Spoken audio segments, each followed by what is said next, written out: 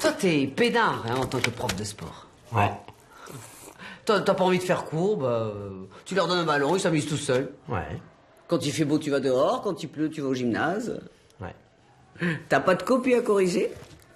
Ouais. Les élèves te trouvent cool. Ouais. Tu viens bosser en survêtement. Ouais. Ah, rassure-moi, il y a quand même un inconvénient. Un truc chiant. Ouais. Ah, lequel? Mes collègues de boulot, qui ont une matière de merde et qui font que se plaindre.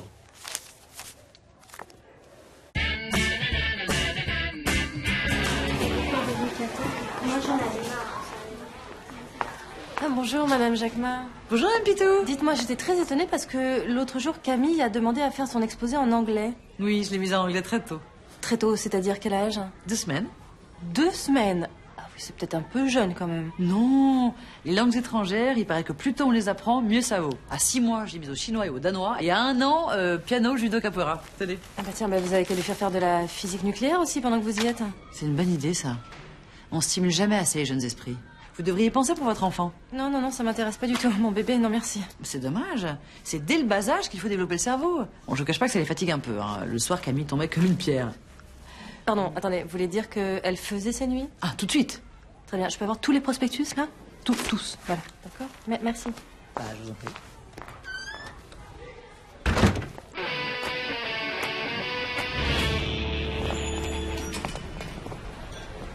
Ça va, Valérie? Ça va et vous, Franck? Ouais. Bah, dis donc, vous avez l'air tendu, hein? Non, c'est parce que je dois absolument parler à mon patron et ça me stresse. Bon, il faut pas vous mettre dans un état pareil, hein. Relax. Un patron, c'est un être humain comme les autres, hein. Regardez-moi. Je suis patron et j'ai pas l'impression d'être un monstre, hein. C'est pas faux. Bon, dites-moi, est-ce que ça vous mettrait en confiance si on faisait une petite répète, hein? Je joue le patron, comme ça, bah, ça vous détendra. Ah, c'est vrai, vous feriez ça? Avec plaisir. Avec un bon dialogue, tout se passe souvent très bien, vous verrez. D'accord. Donc, je me lance? Allez-y.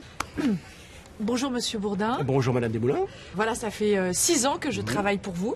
Et en 6 ans, je ne crois pas avoir démérité. Absolument. D'ailleurs, je tenais à vous remercier et vous dire que vous faites un très très bon travail. Ah, c'est vrai? Ouais. Ah, merci. C'est pourquoi je me permets de vous demander une petite augmentation. Et voilà, bien sûr. Toujours à quémander des augmentations. Hein. Pendant ce temps-là, il y a le patronat qui croule sur les charges et le chiffre d'affaires qui diminue constamment. Mais non, mais vous êtes au courant que c'est la crise en ce moment, là, hein? Attendez, Monsieur Bourdin, pour les salariés aussi, les charges augmentent et pas les salaires? Écoutez-moi bien. Pour votre augmentation, c'est non.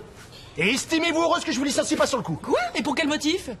Ah ben voilà. Voilà, non, je crois que vous l'avez, hein, c'est bien. Ah, c'est vrai, j'étais bien? Ah ouais, très bonne répétition. Bravo Valérie. Allez, bon courage. Merci. À bientôt. À bientôt. Allô, Hervé? Ouais, ça y est, j'ai eu mon augmentation. Ah, champagne, hein? Ouais. Frottez bien, il y a encore un chewing-gum collé là. Mais monsieur, vous faites que nous punir, ça se fait pas. Enfin, c'est vrai qu'on ne deviendra jamais scientifique si vous nous motivez pas. Une petite récompense de temps en temps au lieu des punitions, ça ferait pas de mal. Ricodo, venez ici. On va faire une petite expérience scientifique. Ricodo, vous avez bien travaillé aujourd'hui. C'est bien. Un chewing-gum pour vous récompenser? Ah oui, monsieur, merci, monsieur. Ça fait plaisir de savoir que vous appréciez mon travail. Allez-y, vous l'avez mérité. Vous êtes le meilleur.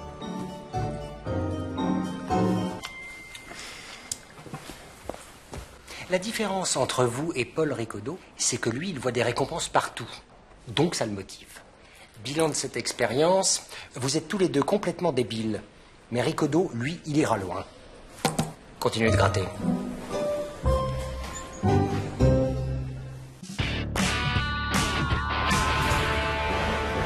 Mais enfin, n'insistez pas, Isabelle. Ah, voilà tout de suite les grands airs. Mais enfin, vous me demandez de truander l'administration, ni plus ni moins. Non, je vous demande. Non, d'ailleurs, je vous propose, de me vendre quelques points. 3, c'est pas être truand, ça c'est être dans la merde à 2 doigts du retrait de permis.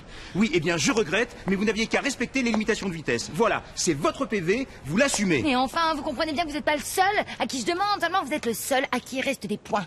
Oui, je les ai tous. Oh, j'ai des doutes. Bon, allez, votre prix sera le mien. Mais n'insistez pas, Isabelle. Sinon, je me verrai contraint de contacter les autorités pour extorsion aggravée. Mais c'est pas vrai, mais regardez-moi ça. Elle avait raison, ma fille. Tel père, tel fils. L'entraide, c'est vraiment pas le fort des Ricodo. Oui, peut-être, mais nous avons l'intégrité pour nous, madame. Et mon fils Paul, plus que tout le monde. Oui, mais ce qu'il n'a pas, ce sont des amis. Et une copine encore moins. Mais il lui reste l'intégrité, Édouard. L'intégrité. Vous savez quoi? Je vais vous le signer, votre papier. Mais c'est génial, merci. Alors combien je vous dois? 3 samedis après-midi complets. Avec cinéma, promenade et jus d'orange en terrasse. Paul viendra chercher Delphine à 13h précises. Comme ça, il aura l'intégrité et une petite amie. Bon, bah, je vais peut-être mettre l'ordre. Nom de Delphine.